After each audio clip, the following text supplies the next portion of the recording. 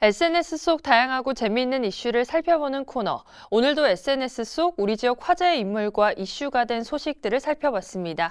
SNS 이슈톡, 오늘도 오승훈 기자와 함께합니다. 안녕하세요. 네, 안녕하세요. 네, 오늘도 새로운 소식 들고 오셨나요? 네, 맞습니다.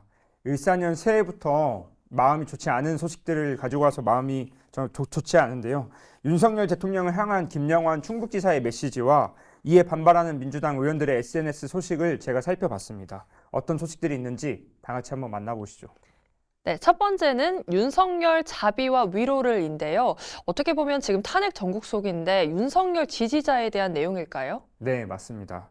오늘 공수처에서 윤석열 대통령에 대한 체포영장 집행을 시도했습니다. 하지만 결국은 실패로 돌아갔는데요.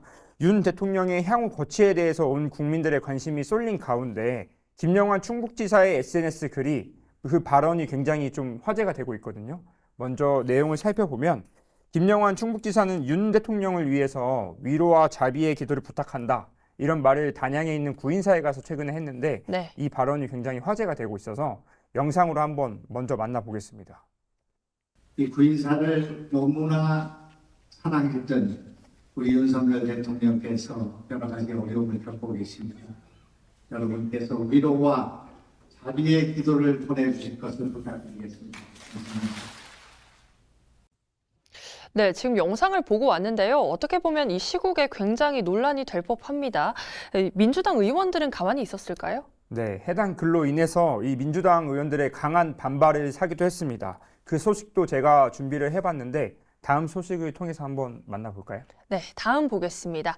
김영환 사퇴하란데요. 이 소식을 보니까 앞선 이야기와 연결지어서 민주당 의원들의 내용일까요? 네, 맞습니다.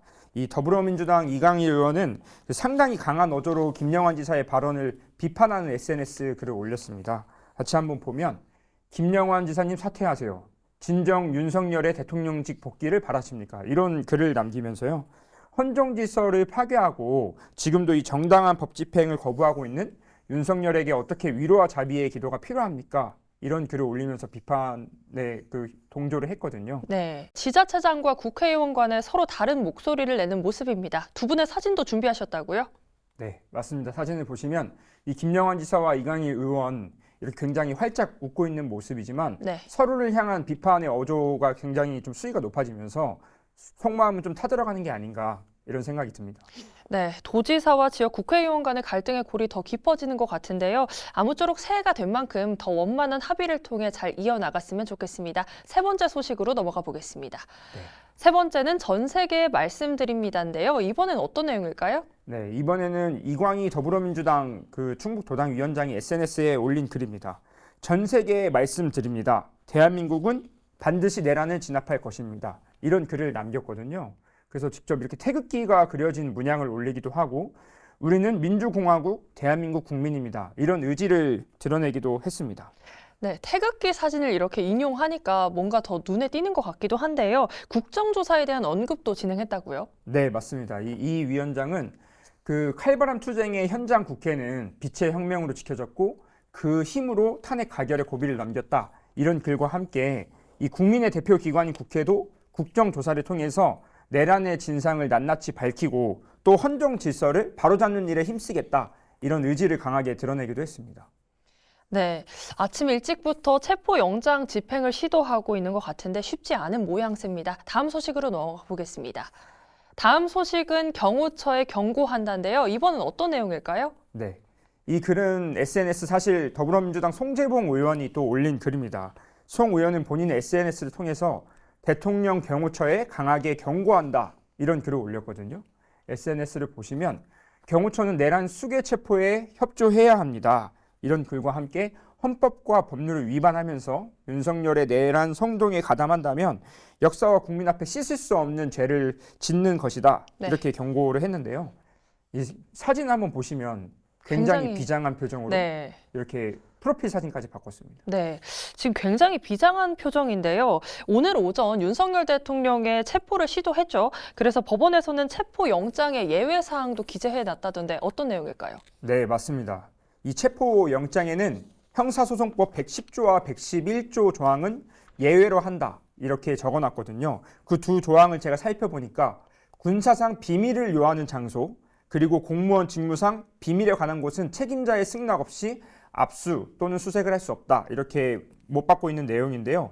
그럼에도 불구하고 결국 오늘도 대통령 경호처에 가로막혀서 윤 대통령 체포를 못하고 실패로 돌아갔습니다. 그래서 앞으로 이런 거취에 대해서도 좀 국민들의 관심이 쏠리지 않을까 하는 생각입니다. 네, 체포영장 집행도 이루어지지 않고 있는 상황인데요. 상황이 더 긴박하게 흘러가지 않을까 싶습니다. 다음으로 넘어가 보겠습니다. 네.